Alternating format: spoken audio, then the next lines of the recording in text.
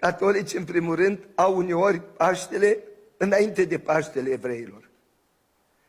Adevărat este că noi sărbătorim Paștele după calendarul neîndreptat, că așa a hotărât sinodul de la 1923 de la Constantinopol, când s-a îndreptat calendarul în partea de răsărit.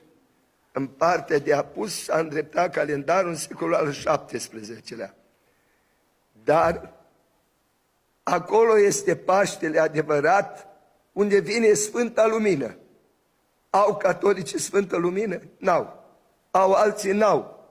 Toți se adună la lumina ortodoxilor și strigă adevărata lumina ortodoxilor. Dar nu îndrăznesc să vină, că e greu la ortodoxi. Că-s posturi mari, aspre, metanii,